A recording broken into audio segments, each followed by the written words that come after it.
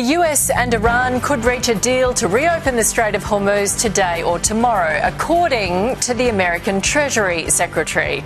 Other officials say talks are hopeful, but no agreement has been reached. Mediators from Qatar say drafts of a potential agreement to end the fighting are being circulated, but the US and Iran are still not in direct talks.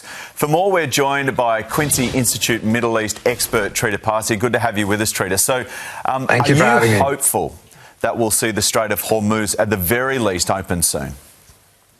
I do think that there's a decent chance that it will open up, but I think it's very important to understand that is one out of three major stumbling blocks to an actual deal that fully ends the war. The other two is the Iranian demand for a region-wide ceasefire, and of course the US's problems with Iran's nuclear issue.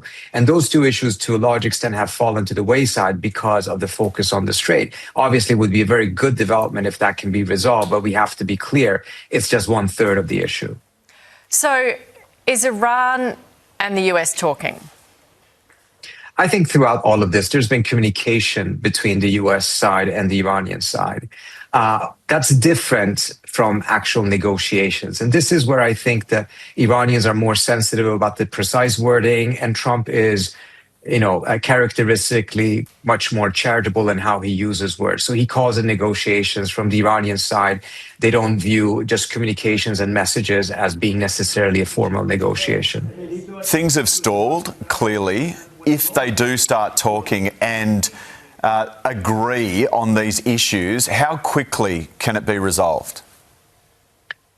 Still going to take some time. I mean, the nuclear issue in and of itself is very technical. It will require a lot of technical expertise. A lot of it has already been done. But I think what we learned from the MOU is that if there's too much of ambiguities and imprecise language in any type of a framework, it can really backfire and cause a resumption of the hostilities.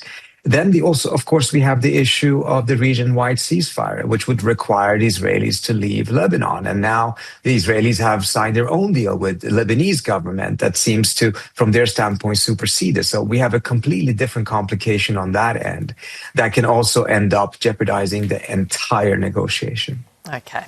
Interesting that talking is different to negotiating. Trita, thank you for explaining.